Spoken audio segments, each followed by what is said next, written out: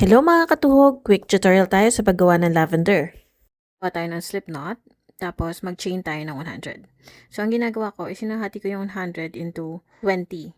So, nilalagyan ko ng stitch marker dun sa 20th chain, and then mag-chain ako ulit ng 20, and then lalagyan ko ng stitch marker for every 20 na chains na magagawa ko. So, all in all, I should have 520 chains. So, after kong nalagay na lahat, 100 chains yan. May mga stitch marker sila. And then, I will work on the second chain from the hook. I will work a slip stitch. And then, mag-chain 2 ako. And then, slip stitch into the same stitch. So, ganyan ang uulitin kong pattern. Into the next stitch, I'm gonna work a slip stitch, chain 2, then slip stitch into the same stitch. Slip stitch into the next stitch, chain 2, and slip stitch into the same stitch.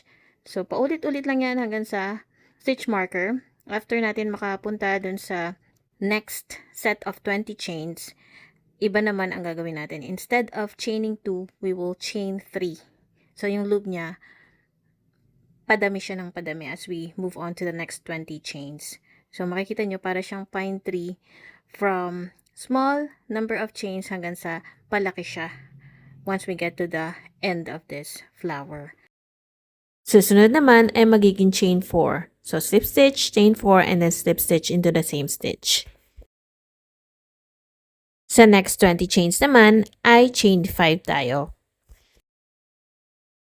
Sa last 20 chains naman ay mag-work tayo ng chain 6. So, ganun siya. Kaya para siyang pine tree pag natapos.